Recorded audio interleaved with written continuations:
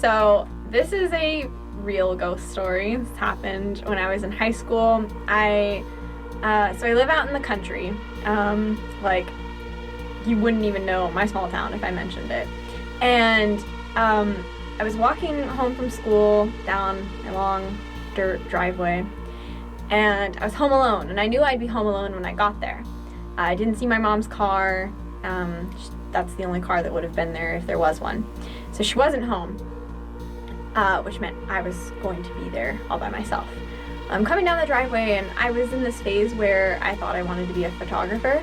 So I was taking pictures of the sky because I thought that it was pretty at the moment.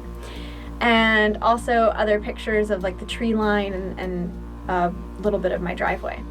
Later that night, when I was scrolling through my camera roll, laying in bed in my pajamas, I realized that there was a picture in there that shouldn't have been. There was this figure, shadowy figure, standing on the driveway staring at me. One time I was at my great uncle's beach house in Panama City, and I did not want to sleep in the guest room because there was this really creepy, really old picture. So I decided to sleep in the living room, even though the living room was also creepy, but you know, I just went with it. And so I was all alone in the living room. It was like 2 o'clock in the morning, and I was like Snapchatting somebody. And I took a picture of myself, and then I looked at it, and there were 2 pair of glowing eyes behind me. And there was nothing on the wall behind me. It was just a blank wall. So what was the 2 glowing eyes? This story may or may not be true. I would err on the side of may not. Anyway, last Halloween, some kids got together, some unruly teenagers got together. They were gonna go and hand out some candy to little kids.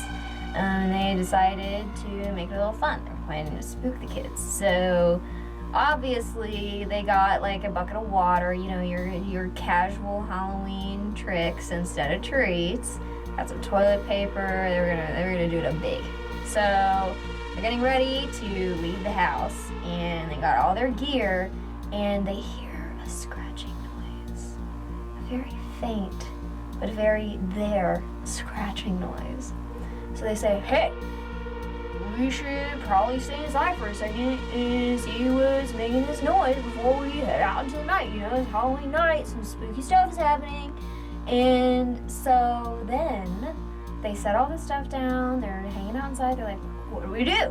So they peek outside the window to their door, and they see just a faint ghost of a little boy scratching their front door, wearing a hot dog costume and a witch hat. Thank you. Saying, hi, I'm the Wicked Wiener. The end.